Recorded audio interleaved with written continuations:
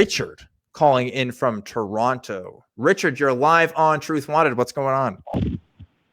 Hi. I just after that introduction, my story, or it's not even my story, all of a sudden it sounds tame. So I guess you have the perfect guest on, though. Right, because it's not like I'm kind of an atheist, and I don't really, so like, I guess I take all stories like this with a grain of salt, like including like, say, alien abductions or whatever. But okay. Right. But the thing is, for example, so I used to be religious when I was in my teens, right? And I did at some point hear a story. Now it's a second and third hand sort of account. So like, again, just take it with a grain of salt. But my point is, it's kind of a stand-in for, the other 101 stories you could pick out of a hat of some other guy saying, something equally implausible. So I thought I'd just sort of put the story out there and sort of see how, like, it's basically, like, apparently one of our friends, and I heard this, 10 years ago when I was a teenager. So again...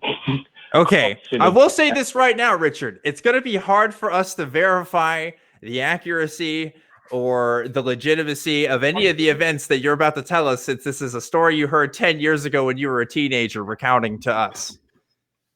Right. That's why I'm beginning to sound more and more ridiculous to myself saying it as I go. But in any case, I think it's like you do hear stories that might give you pause, right? And I'm sure Dallas probably has some opinions about that. I'm jumping the gun. I'm assuming. Right, well, tell us the story, Richard. I'm ready. Let's hear it. Oh, right. So basically, one of our friends. Again, that's why I take it with a grain of salt. But apparently they were, I'm not sure exactly their age. They might have been in their 20s, but so they were fleeing from a conflict situation in Africa. One of the civil wars that was going on. Okay. Right. And so they were fleeing for their life, literally, like we're talking serious displaced person things. And they were hiding out, apparently, from in some kind of structure in an area that was more or less abandoned because of what was going on at the time. And they were basically just trying to go through that area, get the hell out of there, trying hard not to get found by the wrong person and shot. And as you can imagine, they were either highly dehydrated and or starving to death. My guess is, based on what I've heard, that dehydration is much more likely to kill you than starvation. But they were low on both of those things, clearly.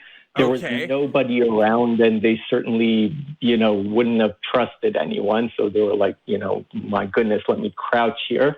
And apparently they were, they couldn't go anymore. They were, more or less about to just lie there and die, unfortunately. And they said that all of a sudden, again, out of the blue, take this for what you will, they found a ready-made piece of food, like on a plate in that deserted, I guess it must have been a house or whatever, like maybe it was a village and that had been torched or something, right on the table or somewhere. And that's what allowed them to get the energy to keep on going. And that's why they survived, or so this person claims. So, and of course, they later became a refugee and whatever. But like, if it weren't for that, they claim at least that they felt they would have died, So do they think it was like manna from heaven? Essentially, that's the what they were trying to portray. And for all it's worth, this particular person really was a refugee. Like, we're, just assume the part of the story regarding the fact that they were in a conflict zone is true. Okay, like, really were. In an unknown conflict that happened maybe 10 years ago, in Africa. We're talking, yeah, exactly. Yeah. One of the civil wars at the time, maybe 2001, maybe 2004. Go ahead, Dallas. I just want to make sure. I just want to make sure I'm tracking here. So, like 10 years ago, you heard a story from somebody who had some friends who were over in Africa, dehydrated, and then they ran across a house and found some food. Well, right, but they're making, at least like the way they made it sound was like, oh my goodness, that could never happen because it was a torched village, and I mean, the only one. If it's a conflict zone, right? Aren't people like trying to hide? I think that he just took somebody's food. But they were basically making it. Oh, sorry. What if he just took somebody's food? I mean, like, what's the possibility that somebody had left that there because they were trying to hide from this conflict? I don't know. Like, right. See, so like that's the kind of rationalization that I kind of give myself, right? Because I like, like for the record, I don't, like I'm sure there's a reasonable explanation that doesn't involve the supernatural. I think there's a few. At least that's my position. But I'm just playing devil's advocate here. Like that's possible, but they're making it sound like that was really hard to come by. They're basically saying, look, this is a ghost town. Like I'm lucky enough to have found a house with a wall still standing. There's a lot of like itinerant people, people who are without permanent homes that occupy ghost towns and other places. I mean, like it wouldn't surprise me if that was the case. Even if it's a ghost town or an abandoned place, there's going to be people staying at those places, and those people most likely eat. Yeah, I mean that would be if I was you 10 years ago and somebody was telling me this story, this would be my first response. I think like I wouldn't preclude the possibility that there was just somebody else there. Like I don't know why that's not super reasonable, but I mean I also don't know where in Africa, and I don't know what conflict we're talking about here, so I don't. It's hard to evaluate what exactly what's going on. But like, does that, I gotta ask, Richard, does this story really give you pause as to whether or not there's something else out there? I mean, at one point it did. That's sort of my main issue. It's sort of me calling in with like trying to go back to the mindset I might have had back then when lots of things kind of gave me pause. I mean, I kind of like thought about it and eventually became an atheist. But like, at the time this seemed convincing. I have to say I sound a little crazy saying that, but no, actually, I know people are.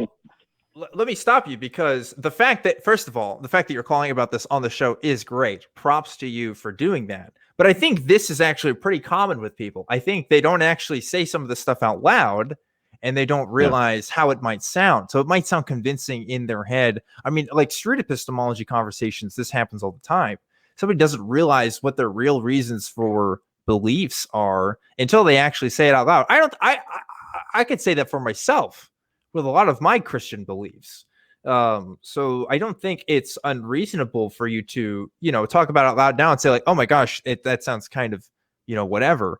I think that's a good thing. I think we're realizing now like, oh, this is, now that we're saying it out loud, we can kind of deconstruct this and maybe move on, because it doesn't really sound like it makes sense with any of your other worldview, presuming that you're an atheist and presuming that, you don't have a belief in the supernatural per se. So I don't know. What do you think, Richard? Well, I mean, I think that's kind of on point, but like that's part of the reason why I called is that, like I'm sure if you don't call other people, but I'm sure if you were to call random viewers of the show right now, you'd find 4 or 5 of them who would say, no, you don't get it. I actually think that his story is onto something. I find it convincing. I don't know what's so not, like there's lots of people who do have that kind of mindset where that kind of story sounds true to them. I think you're right. Because they right. And then like the other issue is there's always that response to people, like whenever it's something vague, like, you know, I found my car keys after I prayed, like that, you know, obviously that shouldn't give you pause, because I'd be more interested to hear about you not finding your car keys 5 minutes after you lost them, right? Yeah. That's more rare than finding them, right? Whereas this is something, so people will immediately come back with, but you're not addressing the real stories, you know, the really interesting ones, or the really compelling ones, the ones that are way out there.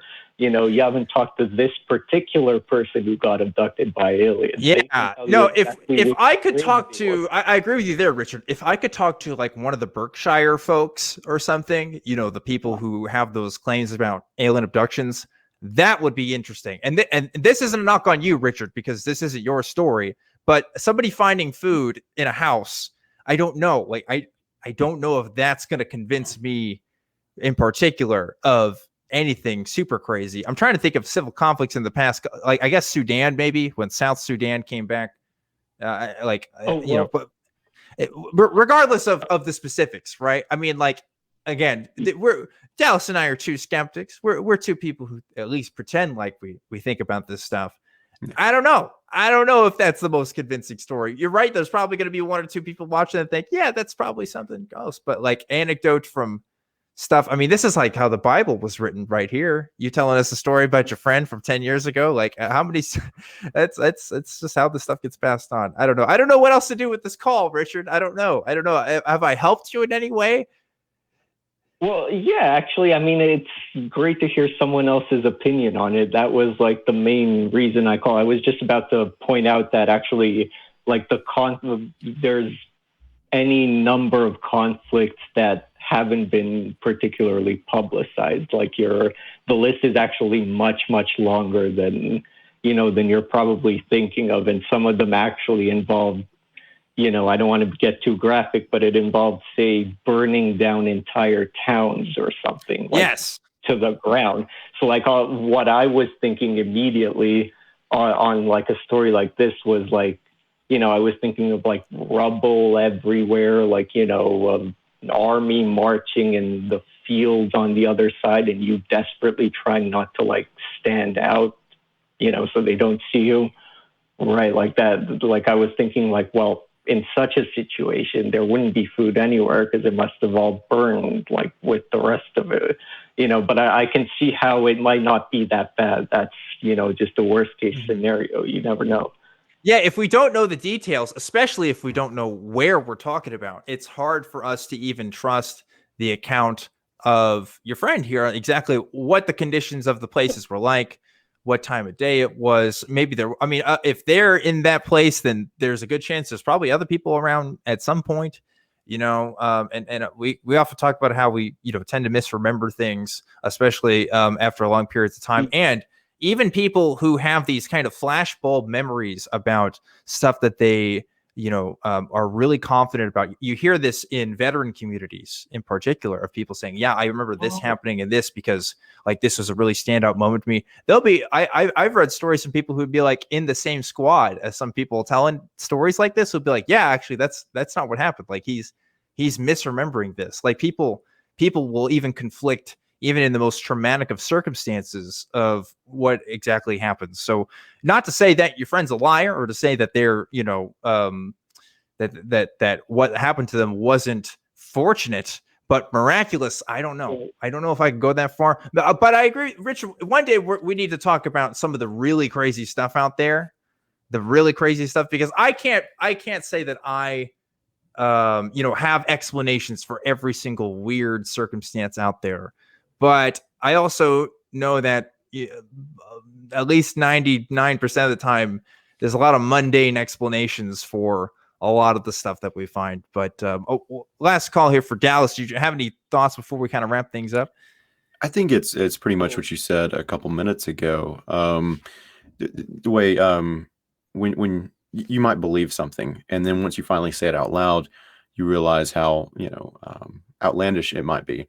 I think that happens a lot when somebody tells someone else a story, because they can paint it in a way or imply that it's a certain way that then you, because of not so much the story itself, but the way they told the story, you find it to be just phenomenal, supernatural, whatever. And then when you tell it and you don't carry that flowery language through, in your translation, and then it does come out sounding a little bit silly because all it was the way the story was being told, not the story itself. I think about that in our Christian communities. In the Christian communities I was a part of, people talking about how they felt the Holy Spirit in certain moments and things like that. Like, I think there was also a pressure there to actually have like a cool story, because you go to any youth retreat and people be like, all right, what's your testimony? And it's like, well, I grew up in a white Christian neighborhood. Like that's the story for most of us. So I don't know.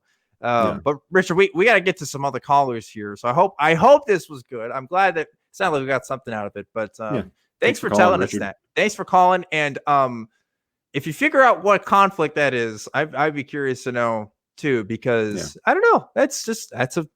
If I experienced conflict like that and I saw something weird, I'd probably be telling people about it too. Yeah.